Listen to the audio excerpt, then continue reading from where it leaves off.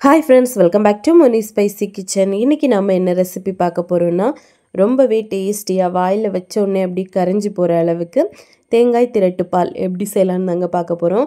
இதோட டேஸ்ட் பாத்தீங்க அப்படினா அவ்வளவுக்கு மவுத் மெல்டிங்கா ரொம்ப டேஸ்டா இருக்கும்.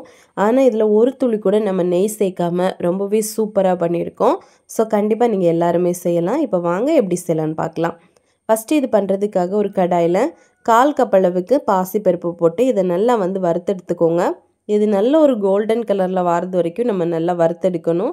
அப்பதான் இதில இருக்கக்கூடிய பச்சை வாசனை எல்லாம் போயிட்டு நமக்கு கம்ப்ளீட்டா சூப்பரா வரும். இப்போ நல்லா வறுத்துட்டு இத மாத்தி வச்சிடலாம்.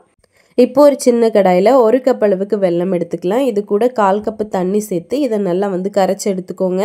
இத வடிகட்டி தான் சேப்போம். இதுல கல்லு, மண்ணு, தூசி, அழுக்கெல்லாம் இருக்கும்ல. அதனால ஃபர்ஸ்ட் இந்த மாதிரி கரைச்சு எடுத்துட்டு அதுக்கு அப்புறமா நம்ம இத கடாயில வடிகட்டி சேர்த்துக்கலாம். இப்போ நல்லா எல்லாமே கரைஞ்சிருச்சு. இப்போ வடிகட்டி சேர்த்துக்கோங்க. இப்போ நம்ம கடாயில இந்த பாகு எல்லாத்தையுமே சேர்த்துடலாம். சேர்த்துட்டு இத அப்படியே ஒரு பக்கம் லோ ஃப்ளேம்ல வச்சிருங்க. வச்சிட்டு நம்ம மிக்ஸி ஜார்ல அரைக்கக்கூடியது பார்த்துடலாம். ஒரு மிக்ஸி ஜார் எடுத்துட்டு நம்ம வறுத்தெடுத்த பாசிப்பருப்பு, இது கூட 5 பல்லு ஏலக்காய், அப்புறமா ஒரு 2 கப் அளவுக்கு ஃப்ரெஷ்ஷா துருவின தேங்காய். தேங்காய் நம்மளுக்கு அதிகமா தேவை இந்த ஒரு டிஷ் பண்றதுக்காக. தேங்காய் அதிகமா சேர்த்து பண்ணோம் அப்படினா தான் நல்லா டேஸ்டா இருக்கும். இப்போ 2 கப் தேங்காய் சேர்த்து கொஞ்சமா தண்ணி விட்டு நல்ல பேஸ்டா அரைச்சு எடுத்துட்டு வந்துறலாம். இதுல என்ன அப்படினா ஒரு மெத்தட் இப்படி பண்றாங்க. இன்னொரு மெத்தட் பாத்தீங்கன்னா தேங்காவை ரோஸ்ட் பண்ணி அரைச்சு எடுக்கறாங்க. ஆனா அத காட்டிலும் தேங்காய் ஃப்ரெஷ்ஷா இந்த மாதிரி அரைச்சு நம்ம சேக்கும்போது அந்த தேங்காய் பாலோட அந்த ஃப்ளேவர் ரொம்ப டேஸ்டா இருக்கும். நீங்க கண்டிப்பா இந்த மாதிரி ட்ரை பண்ணுங்க.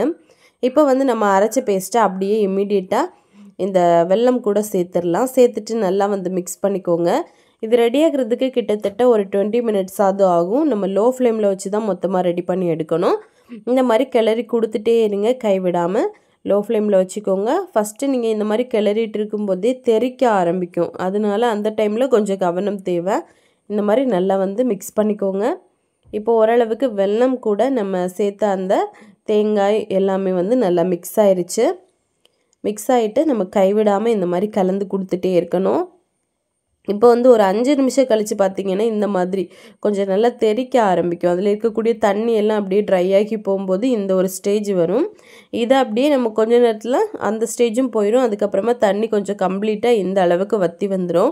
இப்போ இதில் நீங்கள் 1 டீஸ்பூன் அளவுக்கு நெய் சேர்க்கலாம். இல்லை அப்படின்னா தேங்காய் எண்ணெய் கூட சேர்க்கலாம். நான் கோகோனட் ஆயில் தேங்காய் எண்ணெய் தான் சேர்த்துருக்கேன். இதில் பண்ணும்போது நல்ல ஃப்ளேவராக இருக்கும். நீங்கள் இந்த தேங்காய் எண்ணெய் கூட யூஸ் பண்ணி பண்ணலாம். இப்போது இவ்வளோ சேர்த்துட்டு நல்லா மிக்ஸ் பண்ணிக்கோங்க. 1 டேபிள் ஸ்பூன் அளவுக்கு தான் தேங்காய் எண்ணெய் சேர்த்துருக்கேன். சேர்த்துட்டு நல்லா மிக்ஸ் பண்ண கடாயில் ஒட்டாமல் ஒரு ஸ்டேஜ் வரும். அது வரைக்கும் நல்லா நம்ம கலந்து கொடுத்துட்டே இருக்கலாம். கை விடாமல் கிண்டி கொடுத்துட்டே இருங்க. அப்போ தான் பேர்ன் ஆகாமல் அடியில் தீஞ்சு போகாமல் இருக்கும். இப்போ பார்த்தீங்க அப்படின்னா ஒரு 20 மினிட்ஸ் கிட்ட ஆயிடுச்சு. நம்மளுக்கு சூப்பராக சுருண்டு வருது. உங்களுக்கு பார்த்தாலே தெரியும். இந்த ஒரு ஸ்டேஜ் நம்மளுக்கு கண்டிப்பாக வரணும். அப்படியே எடுத்து போட்டோம் அப்படின்னா கொஞ்சம் வலிக்கிட்டு போகிற மாதிரி இருக்கும். அந்த ஸ்டேஜுக்கு நம்ம கொண்டு வரணும். கடாயில் ஒட்டவே கூடாது. இப்போ பார்த்தீங்க அப்படின்னா உங்களுக்கு பர்ஃபெக்டாக தெரியும். இதுதான் கரெக்டான பதம். இந்த ஸ்டேஜில் நம்ம ஸ்டவ் ஆஃப் பண்ணிடலாம். இப்போ எடுத்து போடுறேன் பாருங்கள் எவ்வளோ சூப்பராக விழுதுன்னு.